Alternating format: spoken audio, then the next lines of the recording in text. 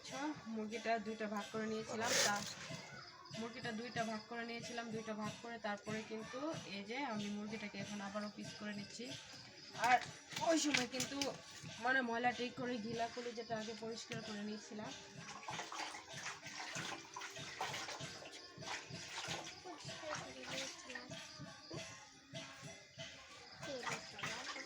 আমাদের বাড়ির পাশে হিন্দু বাড়ি আছে, কেউ কি আওয়াজ পাচ্ছ কিনা জানি না, ওই জায়গায় কীর্তন চলছে, কীর্তন।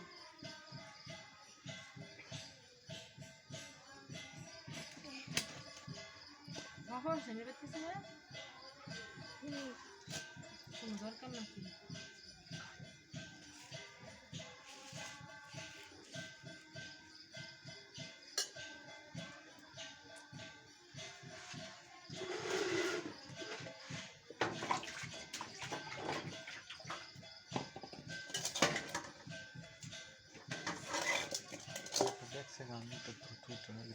আছে দেখাচ্ছে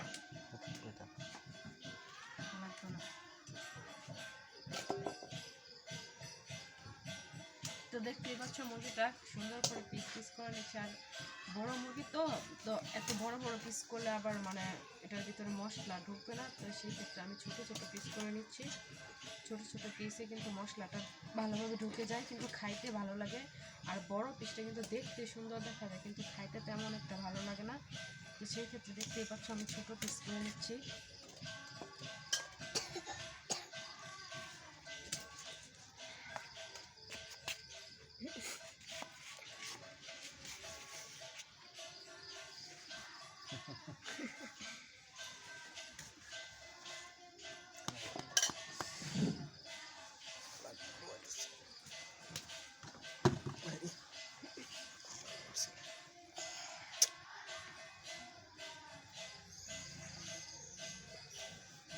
আর আমি মাংস কাটলে কিন্তু প্রত্যেকটা মাংসের ভিতরে কিন্তু অল্প অল্প করে হাড় কিন্তু থেকেই যায়।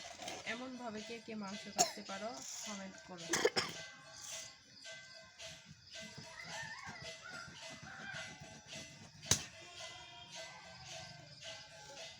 আরেকটা পিস কেটে নিচ্ছি, দেখতেই পাচ্ছ।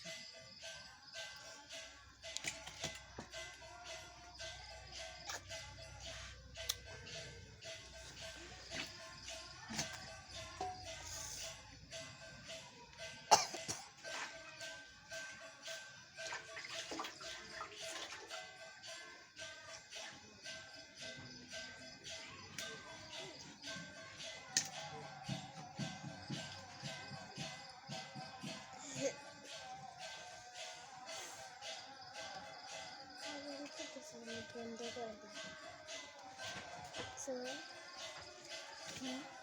তুই আবার নিতে হলে বন্ধ করে না।